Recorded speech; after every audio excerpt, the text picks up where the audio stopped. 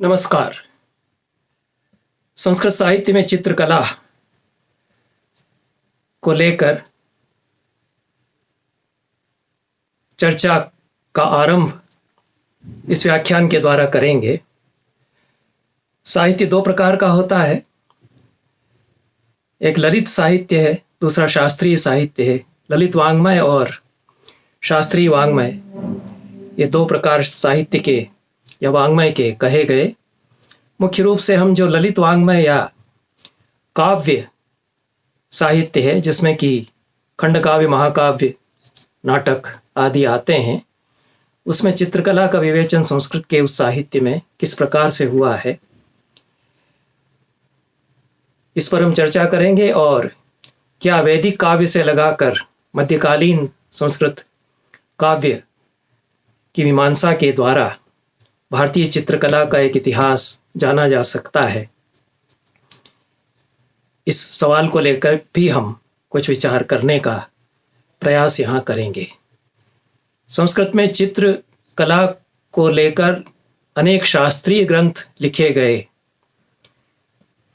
और कुछ अन्य शास्त्रीय ग्रंथों में चित्रकला के वैज्ञानिक विवेचन के, शास्त्रीय विवेचन के प्रकरण हैं। इस प्रकार का पहला ग्रंथ भरत मुनि का नाट्यशास्त्र है, इसमें चित्रकला का यथा प्रसंग विवेचन किया गया है। दूसरा ग्रंथ विष्णु धर्मोत्तर पुराण है, जिसमें 5 कलाओं का सर्वांगीण विवेचन है। काव्य, नृत्य या नृत्य, प्रतिमा, मूर्ति, प्रतिमा या मूर्ति, चित्र, इन कलाओं का इसमें विस्तार से विवेचन किया गया है। अन्य भी ग्रंथ मिलते हैं। शिल्प रत्न है, श्री कुमार का लिखा हुआ, उसमें भी चित्र लक्षण नाम से एक विस्तृत प्रकरण चित्रकला को लेकर के मिलता है। इन ग्रंथों का हम उल्लेख यथा प्रसंग करेंगे, पर यदि केवल चित्रशास्त्र या चित्र लक्षण, चित्रसूत्र नाम से शास्त्रीय विवेचन जो मिलता है इन ग्रंथों में, उसी पर केंद्रित हम करते हैं विवेचन, तो बहुत ही तकनीकी और जटिल होगा। इसलिए जो ललित वाङ्मय है, उसके माध्यम से हम भारतीय चित्रकला को समझने का प्रयास करेंगे और वैदिक काव्य से ही हम आरंभ करेंगे। वेदों में कुछ संकेत मिलते हैं जिनसे किसी न किसी रूप में चित्रकला वैदिक काल में थी। आज से 5000-7000 साल पहले हमारे सबसे प्राचीन साहित्य से हम चित्रकला के नमूने तो नहीं कह सकते, चित्रकला के संकेत हम प्राप्त करते हैं। यद्यपि जो पुरातात्विक प्रमाण हैं वो तो बहुत पहले के हमको प्राप्त होते हैं, इससे भी उन पर विचार हम नहीं कर रहे हैं, वो मेरा क्षेत्र नहीं है। भीमबेटका की गुफाएं हैं, बादामी की गुफाएं हैं, जो ईसा से कई हजार साल पहले जिनमें कि शैलाश्रय चित्र हैं, शैलचित्र हैं, वे हमें मिलती हैं। लेकिन हम साहित्य और ललित साहित्य, ललित वाङ्मय की चर्चा यहाँ कर रहे हैं कि उसमें चित्रकला किस प्रकार से संकेतित है, सूचित है, चित्रकला का विकास की सीढ़ियाँ कैसे हम उसके द्वारा जान सकते हैं भारतीय चित्रकला की। तो वेदों में हम देखते हैं कि राजसूय यज्ञ में तार्प्य नामक वस्त्र के उपयोग का निर्देश मिलता है। ये जो तार्प्य वस्त्र है, वह चित्रित हुआ करता था और गाय के कानों पर कुछ चित्रात्मक आकृतियां बनाने का भी उल्लेख वेदों में मिलता है। गोपालन तो बहुत ही प्रचलित था और भारतीय अर्थव्यवस्था का मूलाधार उस समय थी गाय, तो उसकी पहचान के लिए उसके कानों पर कुछ आकृतियां उकेरते थे और इन आकृतियों के नाम भी दिए गए हैं। करकरी एक तरह का बाजा है, उसकी साइज, उसके जैसी आकृति बनाई जाए। दात्र, हंसिए को कहते हैं, दराती उसी से बना है हिंदी में, उसकी आकृति बनाई जाए। स्थूण खूंटे को कहते हैं, खूंटा उससे तो पशु बांधे जाते हैं, स्थूण संस्कृत में उसको कहते हैं। तो इतने नाम मिलते हैं कि इनकी आकृतियां गाय के, गो के, जिसमें कि बैल और गाय दोनों सम्मिलित हैं, ये पहचान के लिए, चिन्हित करने के लिए बनाई जाती होंगी। तो कुछ न कुछ एक चित्रकला का स्वरूप है जो कि व्यवहारिक है और आर्थिक और सामाजिक जीवन से जुड़ा हुआ है। वैदिक काल में हम देखते हैं आगे चलकर महाभारत में विशेष रूप से चित्रकला के विकास की सीढ़ियाँ हम देखते हैं कि भारतीय समाज कितनी सीढ़ियाँ आगे बढ़ चुका है, विकास के कितने पड़ाव पार कर चुका है। महाभारत में चित्रित जवनिकाओं का उल्लेख मिलता है। जवनिका या पर्दा, पट उसको कहा है। तो एक पर्दे पर, वस्त्र पर चित्र बनाए जाएं, इसके कई स्थानों पर महाभारत में उल्लेख मिलते हैं। और उपमा के लिए कहा है, महाभारत के युद्ध का वर्णन करते हुए व्यास ने, प्रलाप युक्ता महती कथा न्यस्ता पटे यथा। यह शल्य पर्व में आता है, शल्य पर्व के पहले ही सर्ग में, कि विलाप करते हुए लोगों की बहुत बड़ी कथा जैसे किसी पट के कैनवस पर चित्रित कर दी गई हो, किसी कपड़े के कैनवस पर चित्रित कर दी गई हो। पट पर विन्यस्त विलाप करते हुए पात्रों की कहानी, वह युद्ध भूमि बन गई थी, उसमें बिलख रहे थे लोग, अपने अपने परिजनों की मृत्यु के बाद स्त्रियां विलाप कर रही थी। तो एक दृश्य जैसे पट पर अंकित कर दिया गया हो प्रलाप का, ऐसा लगता था। इससे लगता है कि इस प्रकार के दृश्यों को अंकित किया जाता था उस समय समाज में। उपमा तो तभी दी जाती है जब वह वस्तु देखी गई है समाज में। तो यह चित्रित पट जिसमें कि बड़ा कथा भाग, कोई एक कथा प्रसंग चित्रित किया गया हो और बड़ा पर्दा प्रतीत होता है, क्योंकि महती विशेषण दिया है। बहुत बड़ी कहानी रंगों में बिखेर दी गई है उस पर्दे पर, ऐसा व्यास कहते हैं। युद्ध के दृश्य की उपमा और भी जगह चित्रित पट से, द्रोण पर्व में भी इसी तरह का उल्लेख आता है। चित्रित पर्दे पर जैसे सारा चल रहा हो युद्ध, इससे यह भी लगता है कि वो पर्दे पर चित्र इस तरह से बनाते थे कि सजीव लगते थे। तो सजीव लोगों को उससे उपमा दी जा रही है, उस जो जीवंत दृश्य आंखों देखा युद्ध का, उसके लिए इससे उपमा दी जा रही है। और वो कई बार कवि जैसे दूर से देखता है, इसलिए चित्रित पट की उपमा उसको सटीक लगती है, मौजूद लगती है। कोई एक पर्दे के कैनवस, एक कैनवस पर जैसे कि सारा दृश्य समा गया हो, तो तटस्थ होकर के दूर से देख रहा है सारे दृश्य को। तो आश्रम पर्व में हस्तिनापुर के उत्सव का वर्णन किया गया है। आश्रम मेधिक पर्व में, तदुत्सव महोदग्रम हृष्ट नारी नराकुलम तदृशे बल मायांतम चित्रम पटगतम यथा। उमड़ रहा है जन समुदाय, उत्सव हो रहा है, हर्षित है नर नारी। तो बड़ी एक तरह से समूह जैसे चला आ रहा हो, आगे बढ़ रहा हो, इस सारे दृश्य को कैप्चर किया गया हो किसी पट पर, पर्दे के किसी कैनवस पर, ऐसा वह समूह दिखाई दे रहा था। ये महाभारत में अनेक स्थानों पर चित्रित पटों के उल्लेख मिलते हैं। दूसरा, रूपोपजीवनम एक शब्द आता है, इसका कि छाया नाट्य अर्थ लिया है टीकाकार नीलकंठ ने, जाल मंडपिका या छाया नाट्य। तो जो चित्रित कुछ आकृतियां हैं, उनको भित्ति पर छाया में दिखाना, एक छाया नाट्य बहुत ही प्राचीन विधा रही है नाटक की हमारे यहाँ।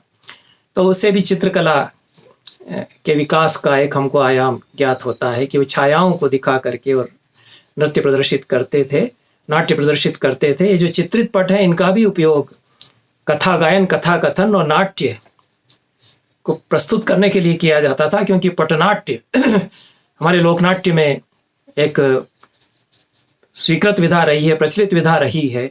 और चित्रित पर्दे सामने रख करके या चित्रित पर्दों को दिखाते हुए कुछ गायक किसी प्राचीन कथा का बखान करते हैं, उसको गा गा करके सुनाते हैं। ये हमारे लोक नाट्य में प्रचलित रहा है। राजस्थान में इस तरह के नाट्य हाल के वर्षों तक प्रचलित रहे हैं, अभी तक प्रचलित रहे हैं। सबसे प्राचीन इस तरह की विधा का उल्लेख पतंजलि ने महाभाष्य में किया है। महाभारत के बाद यह सबसे महत्वपूर्ण उल्लेख है 3री शताब्दी ईस्वी पूर्व में पतंजलि का, कि 2री शताब्दी ईस्वी पूर्व में पतंजलि का, कि वह शोभनिक नामक नटों का वर्णन करते हैं महाभाष्य में, कि शोभनिक जो नट होते हैं, ये पर्दों पर जो चित्र बने हुए उनकी शोभा बताते हुए और कथा बताते हैं। कुछ कंसवत की कथा जैसे, या इस तरह की कोई प्राचीन कहानी वो कहते हैं, गा गा करके सुनाते हैं जन समाज में। तो यह एक नाट्य ही बन गया था चित्रित पर्दों के द्वारा, और उसका पहला संकेत तो हम देखते हैं कि महाभारत में प्राप्त होता है। तो यह ईसा के पूर्व की कुछ शताब्दियों में चित्रकला के विकास के कुछ आयाम महाभारत और पतंजलि के महाभाष्य के द्वारा हमारे सामने आते हैं। इसके बाद संस्कृत के जो सबसे प्राचीन नाटककारों में एक हैं भास, उनकी कृतियों में चित्रकला के अत्यंत ही महत्वपूर्ण उल्लेख प्राप्त होते हैं। और स्वप्न वासवदत्तम तो निश्चित रूप से भास की रचना है, और भास ईसा से कुछ शताब्दी पहले हुए। मेरी सम्मति के अनुसार ईसा की चौथी शताब्दी के आसपास भास कम से कम हुए, और उनके नाटकों में, अनेक नाटकों में चित्रकला के प्रसंग आते हैं। उसमें स्वप्न वासवदत्तम में बहुत ही रोचक प्रसंग आता है।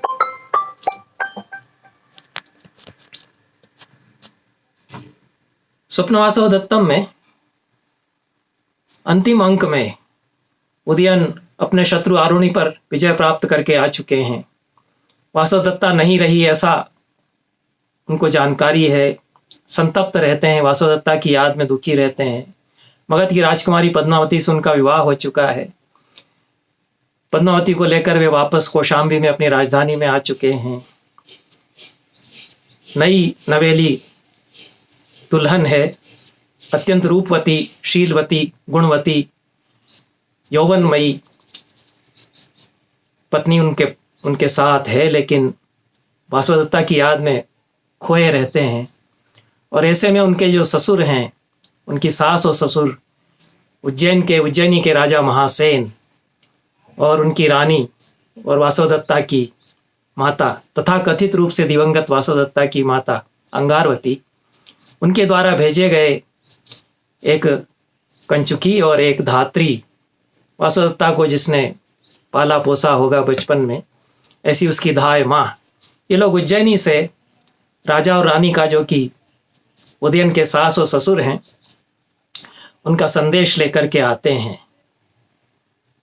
और उदयन को सूचना दी जाती है, महासेन से सकाशात रेभ्य सगोत्र कांचुकीय प्राप्त तत्र भवत्या चांगारवत्या प्रेषिता आर्या वसुंधरा नाम वासवदत्ता धात्री प्रतिहारम उपस्थितौ। ये लोग दोनों प्रतिहार भूमि में, जो कि एक तरह का वेटिंग रूम जैसा होता था कि राजा से मिलने के लिए लोगों को वहां रहने को कहा जाता था, फिर राजा को सूचना दी जाती थी कि ये लोग आए हैं, बाहर से आए हैं। जैसे ही सूचना मिलती है, राजा उदयन कहते हैं कि प्रतिहार भूमि में जिन लोगों को रोका गया है उनको प्रतीक्षा नहीं कराई जाती, तुरंत उनको अंदर लेकर के आओ। दोनों को अंदर लाया जाता है। वो संदेश सुनाता है कांचुकीय, जो सेवक है महासेन का, उदयन के ससुर का, और उनकी सास जो अंगारवती रानी उज्जैनी की हैं, उनका संदेश भी सुनाता है। तो वो उसमें कहते हैं कि हमें बहुत दुख हुआ कि हमारी बेटी नहीं रही, और उदयन और वासवदत्ता ने भाग करके विवाह किया था, बिना अपने माता पिता को बताए हुए उदयन के साथ भाग गई थी वासवदत्ता। ये बड़ी रोचक रोमांचक कहानी है, जिसको कि भास ने अपने दूसरे नाटक प्रतिज्ञा योगेंद्रायण में चित्रित किया है। अद्भुत नाटक है वह। तो उस सब घटना का उल्लेख करते हुए कहते हैं कि हम तो स्वयं ही चाहते थे कि तुम लोग विवाह करो, और हमने तुमको धोखे से कैद किया, इसलिए कि तुम विवाह करने के लिए राजी नहीं हो रहे थे। तो हमने ये एक प्रपंच रचा कि किसी तरह हम तुम ट्रैप करें, हम तुमको एक कृत्रिम हाथी के बहाने हमने तुमको पकड़वा लिया, कारागार में रखा, लेकिन सब तरह का उपाय किया कि वासवदत्ता के प्रति तुम आकर्षित हो, दोनों में प्रेम हो सके। और फिर जब मंत्री ने प्रयास किया कि किसी तरह उदयन भाग जाए, तो उदयन ने कहा कि अब तो मुझे इससे ऐसा प्रेम हो गया, इसके बिना मैं नहीं जाऊंगा। तो दोनों को भगाने की योजना बनाई गई, वो दोनों वहां से भागे। तो वासवदत्ता के माता पिता तो स्वयं ही चाहते थे कि दोनों विवाह कर लें, वो स्वयं करते ही तो इसी बात को वो सूचित करते हैं कि हम लोग तो स्वयं चाहते थे कि भाई तुम्हारा विवाह हम धूमधाम से करते, लेकिन तुम उसके पहले ही तुम लोगों को ऐसी हड़बड़ी थी प्रेम के आवेग में, और जो कुछ लग रहा था उस समय कि ये महासेन तो हमारे शत्रु हैं, इन्होंने हमको कैद कर रखा है यहाँ, तो तुम यहाँ से भाग गए हमारी बेटी को लेकर। तब हम लोगों ने 2 चित्रों के द्वारा तुम लोगों का विवाह कर दिया। चित्र बनवा लिए गए थे, कभी उदयन जब रह रहे थे तब उनका पोर्ट्रेट बनवाया गया होगा, चित्र उनका बनवाया गया होगा। और वासवदत्ता तो राजकुमारी थी, उसके तो चित्र राजमहल में होंगे ही। तो सुंदर चित्र बनाए गए और उन चित्रों का ही विवाह करके हमने मान लिया कि अब ठीक है, वो लोग तो भाग गए, अब मिलेंगे नहीं, हमने हमारी तरफ से विवाह कर दिया। तो ये चित्रपट हम भेज रहे हैं, ये अंगारवती जो रानी है वो संदेश में कहती हैं। तो उदयन उनको बड़ा ही आश्वासन भी मिलता है कि क्षमा कर दिया गया हमें, और वो खेद प्रकट करते हैं कि हम रक्षा नहीं कर सके उनकी बेटी की, प्रेम विवाह किया, भाग कर विवाह किया और वह छोड़कर चली गई हमेशा के लिए मुझे। हालांकि वासवदत्ता तो जीवित है, जैसा अंत में वासवदत्ता प्रकट हो जाती है, लेकिन पद्मावती जो नई रानी है वह सब उसको बुला लिया गया है। उदयन ने शिष्टाचार के कारण लोक व्यवहार का ध्यान रखते हुए कहा कि पहली पत्नी के ससुराल से लोग आए हैं तो मैं अपनी रानी के साथ ही उनसे मिलूंगा। पद्मावती भी वहां बैठी है तो वो कहती है कि मुझे चित्रपट देखना है, मैं देखना चाहती हूँ कि मेरी जो पूज्या सपत्नी है रानी वासवदत्ता, जो मुझसे पहले कौशाम्बी की महारानी थी, वो कैसी दिखती थी, मुझे जरा दिखाओ। तो एतत् आर्यपुत्र चित्रगतम गुरुजनम प्रेक्ष्य अभिवादयितुम इच्छामि। अपने वो मेरी गुरु हैं, बड़ी हैं, बुजुर्ग हैं मुझसे, आयु में भी बड़ी थी और वैसे भी पहली पत्नी थी, तो इसलिए मैं उनको प्रणाम करना चाहती हूँ, चित्र मुझे दिखाइए। तो वो पद्मावती के सामने वो चित्रपट जो फ्रेम किया हुआ एक तरह से पेंटिंग या चित्र है वासवदत्ता का, वो रखा जाता है। पद्मावती उसको देख करके अचंभित हो जाती है, क्योंकि वासवदत्ता तो अवंतिका के वेश में, छद्मवेश में उसी के साथ रह रही है इतने दिनों से, और सामान्य स्त्री के वेश में एक तरह से सेविका जैसी उसके साथ में रह रही है। बड़ी ही करुण कथा उसके जीवन की, कि स्वयं उसने वर्ण किया इस बात का कि मैं छद्म वेश में रह लूंगी, सामान्य मामूली स्त्री की तरह से रह लूंगी, और उसी राजकुमारी के साथ जिससे कि मेरे पति का दूसरा विवाह होगा। तो पद्मावती तो तुरंत देखते ही कहती है कि यह तो, उसके मन में एकदम से चकित हो जाती है और सोचती है कि यह तो आर्य अवंतिका से एकदम मिलती जुलती है, एकदम वही है, हूबहू वही है। इससे हमको लगता है कि किस तरह से चित्र ऐसे बनाए जाते थे, जो शबीह आजकल कहते हैं, पोर्ट्रेट की, जीता जागता इंसान ठीक हूबहू वैसा का वैसा ही लगे। इसको सत्य चित्र कहा है शास्त्रों की भाषा में। श्री कुमार ने और दूसरे जो शास्त्रकार हैं चित्र शास्त्र के, उन्होंने सत्य चित्र, रस चित्र, भाव चित्र, धूली चित्र इत्यादि जो भेद किए हैं, तो हूबहू वैसा का वैसा ही आदमी लगे। स्त्री या पुरुष जिसका भी चित्र बनाया जाए, पशु का बनाया जाए, तो एकदम हूबहू वैसा का वैसा ही लगे, जिसको कि कैमरा कॉपी कहते हैं, फोटो कॉपी कहते हैं। तो एकदम वासवदत्ता ही सामने, एकदम अवंतिका ही सामने है, जिसको कि ये लोग वासवदत्ता कह रहे हैं। तो चकित हो जाती है और पूछती है अपने पति से कि क्या ये मिलती जुलती हैं जो आर्या वासवदत्ता थी, आपकी पहली रानी? ऐसा पूछती है। तो उदयन कहते हैं कि अरे एक मिलती जुलती नहीं, एकदम वही सामने है, ऐसा मुझे देख करके लग रहा है। न सदृशी सैवेति मन्ये, मिलती जुलती नहीं, उसके जैसी नहीं, ठीक वही। और वो कष्टम अस्य स्निग्धस्य वर्णस्य विपत्तिर दारुणा कथम, कैसा रंग है चेहरे का, कैसी दारुण विपत्ति, क्योंकि आग में जल मरी वासवदत्ता, ऐसा उदयन को बताया गया था। तो कैसे आग की लपटों में घिर करके जल गई, ऐसा रूप उस चित्र को देख कर कहते हैं। तो ये चित्रकला, उसमें किस तरह से हूबहू रूप को उतारना, और सत्य चित्र ठीक वैसा का वैसा ही, जैसा चित्रित व्यक्ति था वैसा ही वह चित्र बन जाए। तो इदम च मुख माधुर्यम कथम दूषित अग्निना, इस मुख की मधुरता को कैसे अग्नि ने दूषित कर दिया। पद्मावती को फिर भी विश्वास नहीं होता कि 2 लोग ऐसे एकदम हूबहू एक दूसरे के जैसे हो सकते हैं, कि आर्या वासवदत्ता ये कह रहे हैं कि हूबहू वही की वही है, उससे मिलती जुलती भी नहीं, ठीक वही एकदम सामने ऐसा लग रहा है। और मुझे लग रहा है कि आर्या अवंतिका जो महिला मेरे साथ इतने दिनों रह रही है और मेरा उनसे बड़ा स्नेह हो चुका, दोनों में बड़ा सख्य संबंध हो चुका, मुझे लग रहा है कि ये तो आर्या अवंतिका है। तो कहती है कि आपका जो चित्र है उसको देख करके मैं जान पाऊंगी कि चित्रकार ने सचमुच हूबहू वही आकृति बनाई है या नहीं। तो आपका चित्र मुझे बताया जाए। पति उदयन का चित्र मांगती है, उसको देखती है, उसको देख करके तो उसको विश्वास हो जाता है कि जैसे मेरे पति हैं ठीक वैसा का वैसा ही चित्र बना दिया है चित्रकार ने। तो आर्या वासवदत्ता तो उज्जैनी की राजकुमारी थी, उज्जैन का ही चित्रकार है, पेंटर भी वहीं का है, उसने तो बहुत इत्मीनान से राजकुमारी को देख करके हूबहू वैसा बनाया ही होगा। तो थोड़ी पशोपेश में कुछ सोच विचार में पद्मावती पड़ जाती है। तब उदयन पूछते हैं कि मैं कुछ सोच विचार में पड़ी हुई देख रहा हूं तुमको, ऐसा क्या, ऐसी क्या बात है। तब पद्मावती बताती है कि जैसा रूप, जैसी आकृति, जैसा चेहरा मोहरा इस चित्र में है, ठीक वैसी की वैसे ही महिला तो कुछ समय से मेरे साथ रह रही हैं, वो तो अभी भी यहाँ हैं। मेरे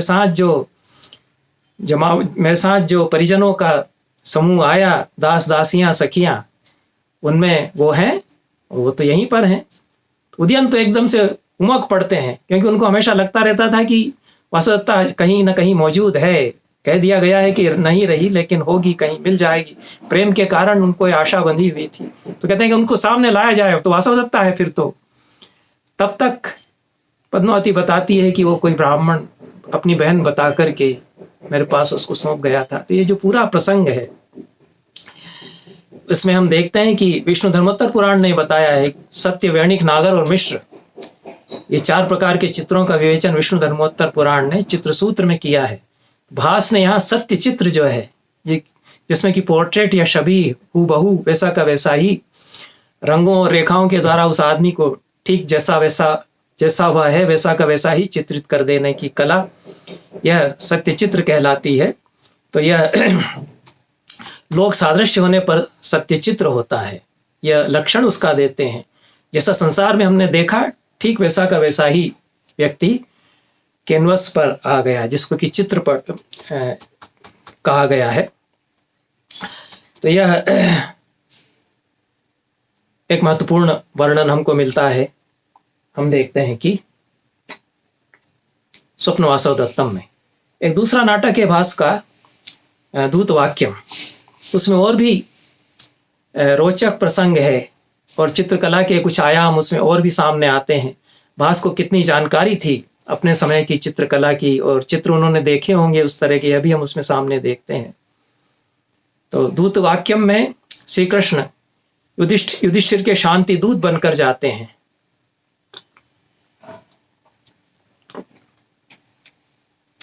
दुर्योधन को जब बताया जाता है कि वो तो युद्ध के लिए तैयार बैठा है, उसको जब बताया जाता है कि श्री कृष्ण आ रहे हैं, तो मन में थोड़ा सा उसको डर लगता है कि श्री कृष्ण का ऐसा गौरव है, महिमा है, ऐसी भव्यता उनकी है, प्रभावशाली उनका व्यक्तित्व है कि कहीं उनके प्रभाव में मैं ना आ जाऊं। तो तय करता है कि मैं उनकी कुछ भी नहीं सुनूंगा, क्योंकि मुझे तो युद्ध करना है। मैं संधि का कोई प्रस्ताव किसी भी कीमत पर मानने को तैयार नहीं होऊंगा, अपनी कुछ भी धरती अब पांडवों को मैं नहीं दूंगा। ये दुर्योधन का एक अलग रूप है। भास के पंचरात्रम में दुर्योधन का एक अलग रूप सामने आता है, जिसमें कि वो आधा राज्य लौटा ही देता है पांडवों को अज्ञातवास के बाद। ये घटना शायद उसके भी बात की है, या कुछ जो भी महाभारत का रूप भास के सामने था, उसमें अंततः दोनों पक्षों में नहीं बनती है और दोनों युद्ध के लिए एकदम सन्नद्ध हैं। कृष्ण अंतिम प्रयास करते हैं युद्ध को टालने का, युद्ध ना हो इसके लिए। दुर्योधन को जब पता चलता है कि कृष्ण आ रहे हैं संधि का प्रस्ताव लेकर के, तो वह अपनी सभा बुलाता है। भीष्म, द्रोण, शकुनी और कई जो उसके राजा हैं उसके अधीन, वो सब राजसभा में बैठे हैं। ये अद्भुत दृश्य है जिसमें कि केवल दुर्योधन और कृष्ण आमने सामने, कोई भी उपस्थित नहीं है। एक इमेजिनरी उपस्थिति, काल्पनिक उपस्थिति। सारे पात्रों को दुष्यंत, सारे पात्रों को दुर्योधन कहता है कि आइए आइए, बैठिए बैठिए, ये आसन है। तो दर्शक कल्पना करते हैं कि सब बैठे हुए हैं, और उसमें दुर्योधन कहता है कि श्री कृष्ण आ रहा है, तो मैं क्या करूं कि मुझे खड़ा भी ना होना पड़े।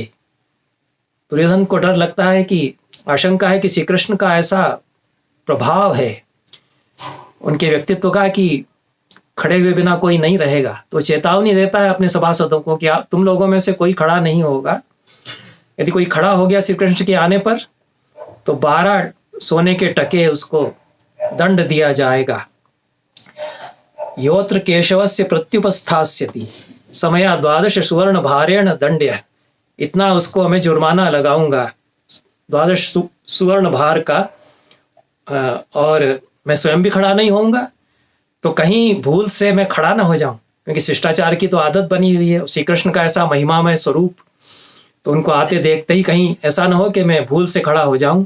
तो मैं क्या करूं? इसके लिए कहता है कि मैं वो एक चित्रपट जो मेरे पास है उसको सामने रखता हूं और उस पर नजर गड़ाए रहूंगा, उस पर दृष्टि लगाए रहूंगा। वो चित्र ऐसा मोहक है, आकर्षक है कि मेरी आंखें हटेंगे ही नहीं। तो मैं श्री कृष्ण को आते हुए देखूंगा नहीं, उनकी कुछ बात नहीं सुनूंगा, खड़ा तो होऊंगा ही नहीं उनके आने पर। तो यह उपाय सोचता है। तो कहते हैं आनीयताम से चित्रपटो ननु यत्र द्रौपदी केशाम्बरावकर्षणम आलिखितम। वह चित्रपट लाया जाए जिसमें कि द्रौपदी को केश और वस्त्रों से घसीटते हुए, केश पकड़ करके वस्त्र खींचते हुए घसीट करके मेरी सभा में लाया गया था, वो दृश्य उसमें अंकित है, वो मेरे सामने रख दिया जाए। ये दुर्योधन बहुत चालाक है, समझदार भी है। क्यों यह मंगाता है? वही चित्रपट क्यों मंगाता है? और कोई मोहक चित्र मंगा लेता, और कोई नर्तकी को कह देता कि मेरे सामने नृत्य करती रहे तो मैं उसको देखता रहूंगा। लेकिन उसको लगा कि और कोई ऐसी वस्तु नहीं हो सकती है जिसमें मैं खो जाऊं इस तरह से कि श्री कृष्ण को अननोटिस करूं, श्री कृष्ण की तरफ ध्यान ही न दूं, उनको अनदेखा कर दूं। केवल वो जो दृश्य है उसमें द्रौपदी चित्रित है। द्रौपदी का ऐसा मोहक रूप है कि एक बार आंखें उस पर गड़ जाएं तो आंखें हटती नहीं हैं। ये दुर्योधन जानता है। द्रौपदी का रूप इस तरह का था, अपूर्व रूपवती संसार की उस समय वह थी, और उसका चित्र बनाया जाए तो चित्रकार मौजूद रहते होंगे, हम कल्पना कर सकते हैं। राजसभा में तो सब गुणवंत ज्ञानी लोग, पंडित लोग, कलाकार लोग, गायक नर्तक लोग रहते ही थे। तो जिस चित्रकार ने उस दृश्य को देखा होगा कि द्रौपदी को लाया जा रहा है, उसने उसको कैनवस पर अंकित किया होगा। दुर्योधन को बड़ा पसंद आया होगा, उसको उसका अहंकार जो है वह अहंकार की संतुष्टि होती थी उस चित्र को देख देख करके कि मैंने अपने शत्रुओं की पत्नी का इस तरह से अपमान किया है। तो उस चित्र में जो रूप है द्रौपदी का, उसके कारण आंखें उस पर लगी रह जाएंगी, मन अटका रह जाएगा उसी में। इसलिए मैं उसको सामने रखे रहूंगा। और श्री कृष्ण का अपमान करने का भी एक प्रयोजन है कि जिन लोगों की तरफ से तुम शांति का संदेश लेकर के आ रहे हो, उनकी पत्नी के साथ हमने क्या सलूक किया ये देख लो। वो चित्रपट सामने इसलिए भी रखवाता है। तो यह संकल्प करता है कि मैं तो चित्रपट पर आंखें लगाए रहूंगा, श्री कृष्ण आएंगे मैं उठूंगा ही नहीं, और कोई राजा भी नहीं उठेगा। लेकिन होता सब उल्टा है। जैसे ही श्री कृष्ण प्रवेश करते हैं, सारे राजा लोग हड़बड़ा करके उठ खड़े होते हैं। दुर्योधन ने क्या चेतावनी दी थी? उसने कहा था कि मैं जुर्माना लगा दूंगा, उसका कोई ध्यान नहीं रखता, सब उठ खड़े होते हैं। दुर्योधन भी हड़बड़ा करके खुद भी उठ खड़ा होता है, हालांकि चित्रपट उसके सामने है, वो उसको देख भी रहा है। तो ये उल्टा हो जाता है। लेकिन चित्रपट जैसे लाया जाता है, दुर्योधन उसकी बड़ी तारीफ करता है एक बार कि कितना सुंदर बना है, कि ये चित्रपट यहाँ नाम आया है। तो विष्णु धर्मोत्तर पुराण में बताया है कि चित्र को जब मढ़ दिया जाता है, फ्रेम करा देंगे, तो चित्रपट वह कहलाएगा। तो किसी पर्दे पर कोई चित्र बनाया गया है, उसको हम पुस्त की विधियां बताई गई हैं विष्णु धर्मोत्तर पुराण में भी और नाट्यशास्त्र में भी, कि लकड़ी से, बांस से, किसी खपच्ची से जब उसको हम किसी आकृति को संरक्षित करते हैं या कोई आकृति निर्मित करते हैं तो उसको पुस्त कहा जाता है। आहार्य अभिनय में जितनी भी यांत्रिक प्रविधियां होती हैं आकृतियां बनाने की, उनके अंतर्गत यह एक विधि है। तो पुस्त की विधि से मड़ा हुआ जो पट है उसको चित्रपट कहा गया। ये लक्षण विष्णु धर्मोत्तर पुराण में हम देखते हैं। और कई नाटकों में फिर चित्रफलक भी इसको कहा गया। चित्रपट और चित्रफलक ये शब्द कई नाटकों में आते हैं। तो जैसे ही वह चित्रपट लाया जाता है, दुर्योधन देख करके खुश हो जाता है, कहता है दर्शनीयो यम चित्रपटः, बहुत ही दर्शनीय है यह, देखने के लायक है चित्रपट। वर्णन करता है कि दुशासन द्रौपदी के केशों को खींच रहा है, और उस पूरे वर्णन को देख करके लगता है कि बहुत लंबा कैनवस है, चित्रपट बहुत ही बड़ा है, और उसमें कई एक के बाद एक कई दृश्य अंकित हैं, इसलिए उसमें मन लगा रहता है एक के बाद एक। जो कम से कम 5 दृश्यों का वर्णन तो भास ने दुर्योधन के मुख से, जैसे वो चित्रपट सामने रखा गया, उसको देख देख करके वो कहता है कि ये दृश्य है। तो एष दुशासनो द्रौपदीम केश हस्ते गृहीतवान, ये दुशासन ने द्रौपदी के केश और हाथ पकड़ करके इसको वो ला रहा है। और फिर कहता है ऐसा खलु द्रौपदी, ये द्रौपदी इसमें है। दुशासन परामृष्टा संभ्रमोत्फुल्ल लोचना, राहु वक्त्रांतर्गता चंद्रलेखे व शोभते। दुशासन ने उसको छू लिया है, केश भी पकड़े हैं, हाथ पकड़ करके वह लगभग उसको जबरदस्ती लेकर के आ रहा है। संभ्रम से उत्फुल्ल नयनों वाली द्रौपदी, घबराहट से उसकी आंखें फटी फटी सी हैं, वह ऐसी लगती है जैसे कि राहु के मुख में निगली जाती हुई चंद्रमा की लेखा, चंद्रमा की रेख, ऐसी उपमा उससे देता है। द्रौपदी का सौंदर्य अपनी जगह पर है ही, बावजूद इसके कि बहुत ही व्यापा की स्थिति में द्रौपदी वहां पर है। फिर अगला दृश्य देखता है, कहता है कि एष दुरात्मा भीमा सर्वराज समक्षम अवमानिताम द्रौपदीम दृष्ट्वा प्ररुद्धा अमर्षा सभा स्तंभम तुलयति। ये दुरात्मा भीम जो है, इस अगले दृश्य में अत्यंत क्रोध में भर करके सारे राजाओं के देखते देखते अपनी पत्नी द्रौपदी का अपमान होते हुए देख करके और सभा स्तंभ को उखाड़ने की कोशिश कर रहा है। यह अद्भुत दृश्य उसमें है कि भीम इतने ज्यादा रोषाविष्ट हो जाते हैं, इतने उत्तेजित होते हैं क्रोध से कि उठ करके वे खंभा जो उस हाल में, उस राजसभा के भवन का एक स्तंभ है, उसी को उखाड़ करके और दुशासन के ऊपर उससे प्रहार करने की चेष्टा करते हैं। उसके ठीक आगे का दृश्य देख करके दुर्योधन बताता है कि इसमें युधिष्ठिर उनको शांत कर रहे हैं। और किस तरह से सजीव चित्रण किया गया होगा, सचमुच में ऐसा कैनवस उस समय बनाया गया था यह तो नहीं कह सकते, लेकिन इस तरह के चित्र रहे होंगे, वही नाटककार, तभी नाटककार वर्णन कर सकता है जब वो चित्र इस तरह के देखता है। चित्रों की कल्पना वो कर सकता है कि इतने सुंदर चित्र भी बनाए जा सकते हैं। यह जब कल्पना कोई नाटककार कर लेगा तो सचमुच में चित्रकला उस प्रकार की है। तो युधिष्ठिर का जो चेहरा उस समय है, उसको देख करके दुर्योधन कहता है सत्य धर्म घृणा युक्तो द्यूत विभ्रष्ट चेतन करोत्यपांग विक्षेप ही शांता मर्शम ब्रकोदरम। सत्य धर्म और दया से युक्त युधिष्ठिर, लेकिन 2 विशेषण दिए हैं, एक तो सत्य धर्म और दया वाले हैं, लेकिन द्यूत विभ्रष्ट चेतना, जुए के कारण उनकी मति मारी गई है। अब कल्पना भास हमको एक कल्पना करने के लिए प्रेरित करते हैं कि जो चित्रकार है, इस समय तो सचमुच में युधिष्ठिर है नहीं, दुर्योधन तो चित्र को देख करके कह रहा है, तो चित्र में युधिष्ठिर की आकृति, युधिष्ठिर के मुख के भाव इस तरह से बनाए गए हैं कि सत्य धर्म और दया, ये उदात्त भाव भी उनके चेहरे पर हैं, और व्यसन जो द्यूत का है उसके कारण उनके चेहरे पर जो एक तरह का खोया हुआ होना, चेतना उसमें उनकी लुप्त सी हो गई है, द्यूत विभ्रष्ट चेतना वाले वो हैं। यह भी उनकी आंखों से उससे यह भाव झलके उनके चेहरे से। दोनों बातें कि एक महान चरित्र वाला व्यक्ति भी है और किसी एक व्यसन में ऐसा पड़ करके, व्यसन के प्रपंच में गाफिल वो ऐसा है कि वह उस व्यसन में खोया हुआ होने का भी भाव झलके, और चेष्टा वो कर रहे हैं कि आंखें तरेर कर कनखियों से इशारा करते हुए भीम को रोक रहे हैं कि उस खंबे को उखाड़ करके और प्रहार करने की कोशिश मत करो। ये एक दूसरा दृश्य है। तो ये हम देखते हैं कि जो चित्रकार का चित्र देख करके किस प्रकार से चित्र के भावों को कोई वर्णन करता है, कविता में उसको उतारता है वर्णन में, तो चित्र एक कविता बन जाता है और वो भास उसको अपनी कविता में उतारते हैं, चित्र की कविता को, चित्र को। तो यह इसके आगे फिर अर्जुन, नकुल, सहदेव, इन 3 भाइयों की भी चेष्टाओं का वर्णन। तो आगे सीरीज है पूरी चित्र की। अर्जुन के लिए कहता है, एष इदानीम अर्जुन रोषाकुलाक्ष स्फुरिताधरोष्टस्तृणाय मत्वा रिपुमण्डलं तत् उत्सादयिष्यन्निव सर्वराज्ञः शनैः समाकर्षति गांडीवज्याम। वो गांडी उठा करके उसकी डोरी पर टंकार कर रहा है अर्जुन, सारे राजाओं को जैसे कि ध्वस्त कर देगा। इस भाव से, रोष से उसकी आंखें व्याकुल हैं, होठ फड़क रहे हैं दोनों।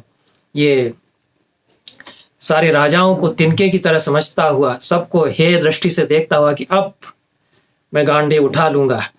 ये अर्जुन का दृश्य है। उसके ठीक पीछे फिर युधिष्ठिर खड़े हुए, युधिष्ठिर वहां से अर्जुन को रोक रहे हैं। ये दृश्य है, उसका वर्णन। और उसी तरह से सजीव चित्रण नकुल और सहदेव का।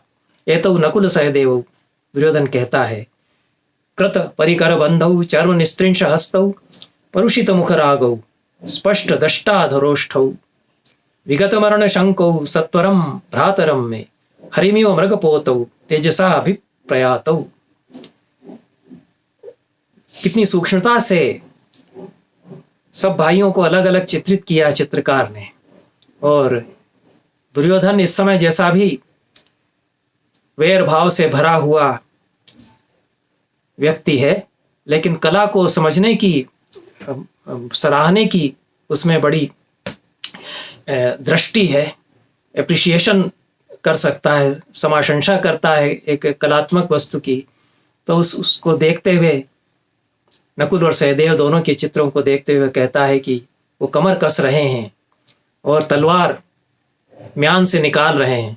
सहदेव और नकुल तलवार बाजी में माहिर थे, ये वर्णन मिलता है।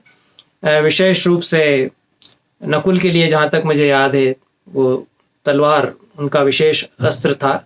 और सहदेव नीति के बड़े जानकार थे, इसके लिए उनकी बड़ी प्रशंसा की गई है। और चेहरे का रंग उनका बदल गया है, वह भी दांतों से ओठ दबा रहे हैं। ये सब जो क्रोध में चेष्टाएं होती हैं, और इस तरह का भाव उनके मुख पर है कि हमें मार भी डाला जाए तब भी हम युद्ध में उतर पड़ेंगे। तो ये जो सूक्ष्म भेद है कि भीमसेन के चेहरे पर तो ऐसा भाव है कि खंबा उखाड़ करके ही मैं चला दूंगा, और अर्जुन के मुख पर ऐसा भाव है कि गांडी बस अब मेरे हाथ में है, मेरे सामने कोई क्या है, मैं सारे राजाओं को, इस सारी राजसभा को तहस नहस कर दूंगा। ये लोग थोड़े छोटे हैं, तो ये नहीं, भाव इनके चेहरे से नहीं झलकता कि हम सब कुछ तहस नहस कर देंगे, सबको सर्वनाश सबका कर देंगे, मर भी गए तो हमें डर नहीं है। इस तरह का भाव लेकर के ये तलवार निकाल करके आगे बढ़ रहे हैं।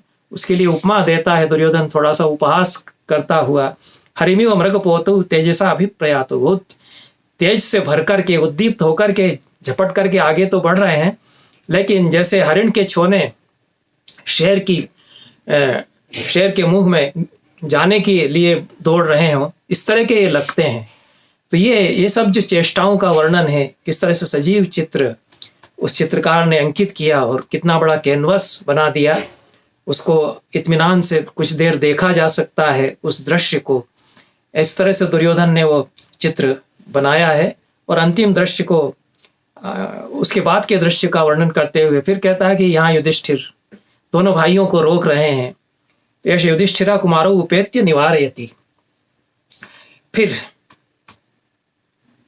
युधिष्ठिर किस तरह से उनको समझा रहे हैं, उसकी, उनके मुख की मुद्रा भी उस चित्रकार ने अंकित की है, और बड़ा सूक्ष्म बारीकी से उसने एक तरह से अध्ययन किया है युधिष्ठिर के हाव भावों को। ऐसा लगता है, और उसी को दुर्योधन भी पकड़ रहा है। वो कहता है कि नीचोहमेव विपरीत मति कथम वा रोषम परित्यजत मध्य नयानयज्ञौ द्यूताधिकार मौमान ममृष्यमाणाः सत्वाधिकेषु वचनीय पराक्रमाः स्युः। मैं ही नीच हूं, मेरी ही मति भ्रष्ट हो गई, मैं ही गलत रास्ते पर चल पड़ा जुआ खेल करके, ऐसा युधिष्ठिर को कह रहे हैं। लेकिन अब रोष करने का समय नहीं है, अब तो जो हो गया सो हो गया। नया नयज्ञ, तुम लोग नीति और अनीति के जानकार हो, दोनों नीति शास्त्र के जानकार हो, तो अब युद्ध इस समय करने का यह अवसर नहीं है। तो द्युताधिकार मौमान मनुष्यमाणा सत्वाधिकेशु वचनीय पराक्रमा स्युः। द्यूत में हम लोग पराजित कर दिए गए।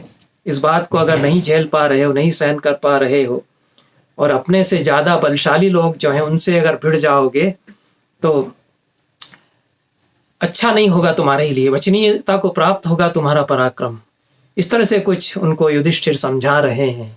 ये उस चित्र को देख करके युधिष्ठिर के हाव भावों से, क्योंकि चित्र में शब्द तो नहीं है, केवल मुख की भंगिमाएं हैं, तो वह शब्द उस चित्र से जैसे फूट रहे हैं कि युधिष्ठिर क्या कह रहे होंगे कि ये अवसर नहीं है, तुम लोग नीति अनीति के सब जानकार हो, मेरी ही मति मारी गई, यह सब जैसे कह रहे हैं।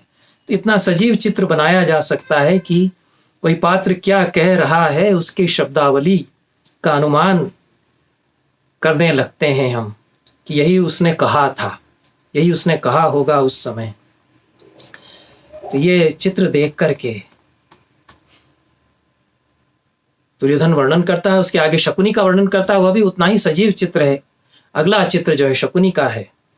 तो पांसे हाथ में लिए हुए जुए के खेल में दक्ष मेरे मामा शकुनी, एष गांधार राजा अक्षान क्षिपन सकित वह प्रहसन सगर्वम।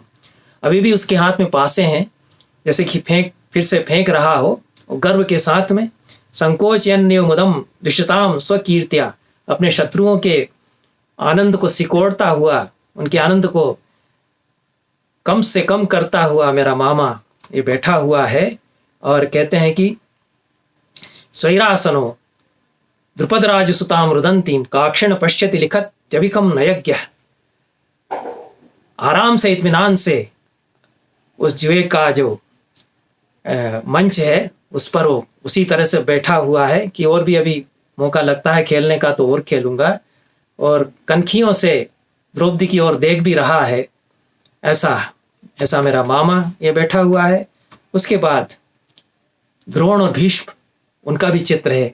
ये अंतिम दृश्य वर्णन करता है। यहीं तक का एक तरह से चित्र है उस विशाल चित्रपट में, यहीं तक की दृश्यावली अंकित है। तो किस तरह से वो सिर झुकाए हुए दोनों वयोवृद्ध लोग, बुजुर्ग लोग बैठे हुए हैं, भीष्म और द्रोण, ये सब वो देखता है। उसके बाद एक रसिक की तरह तारीफ करता है उस चित्र की। अहो अस्य वर्णाढ्यता, क्या बढ़िया रंगों का भराव है, क्या खूब वर्णों की संपन्नता इस चित्र में है। अच्छे रंग भरे हैं, चटक रंग भरे हैं चित्रकार ने। अहो भावोपपन्नता, कैसे भावों से युक्त यह है, एक एक पात्र के चेहरे से भाव उसके झलक रहे हैं। अहो युक्त लेखता, बहुत ही सधे हुए हाथ से इसको बनाया गया है। वो कलम उसकी सधी हुई है जिस चित्रकार ने इसको बनाया है। सुव्यक्तम आलिखितोयम चित्रपट। उपसर्ग पूर्वक लिख धातु का प्रयोग चित्र बनाने के अर्थ में होता है। कई बार लिख धातु भी चित्र बनाने के लिए आती है, लिखने के लिए तो आती ही है। तो यह बहुत सुंदर ढंग से आलिखित है। आलेख चित्र को कहेंगे हिंदी में। आजकल आलेख जो है स्क्रिप्ट के लिए आने लग गया। तो बहुत सुव्यक्त रूप में, बहुत साफ साफ हर दृश्य को चित्रित किया गया है। प्रीतोस्मि, मेरी तबीयत खुश हो गई, प्रसन्न हुआ मैं, ऐसा कहता है। ये वर्ण शब्द इसमें आता है जो कि चित्रकला का तकनीकी शब्द है। विष्णु धर्मोत्तर पुराण के चित्र सूत्र में वर्ण के लिए रंग शब्द का प्रयोग किया है। अन्य शास्त्रकारों ने वर्ण शब्द का भी प्रयोग किया गया है।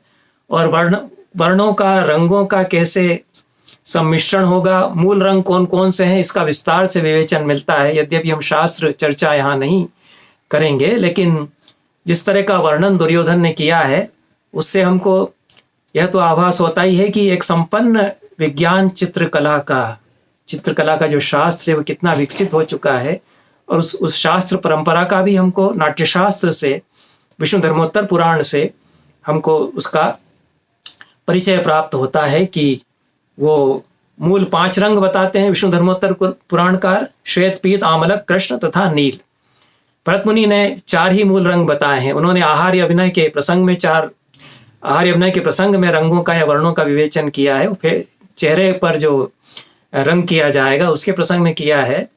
हालांकि चित्रों का उल्लेख भी भरत मुनि नाट्यशास्त्र में करते हैं।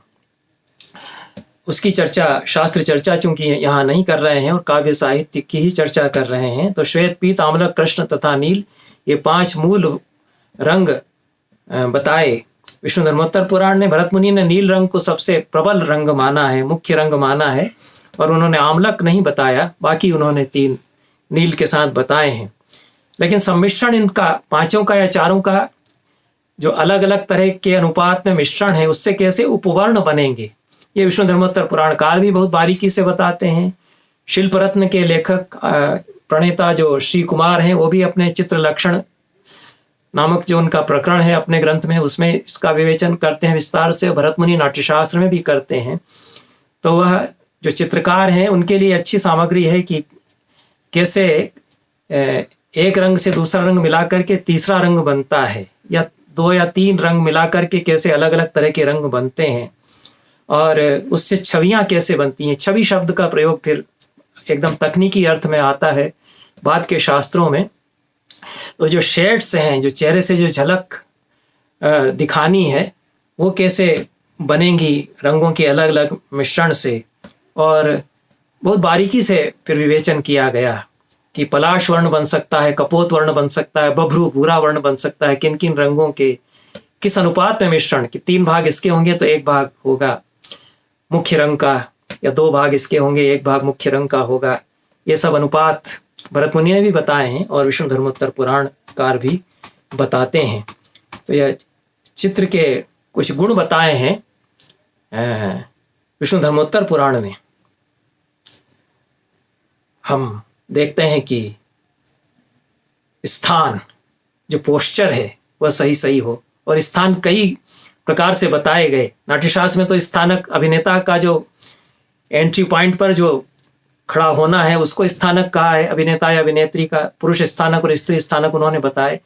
लेकिन जो चित्र में स्थानक होंगे वो किस मुद्रा में स्थिति बताई जाएगी पात्र की।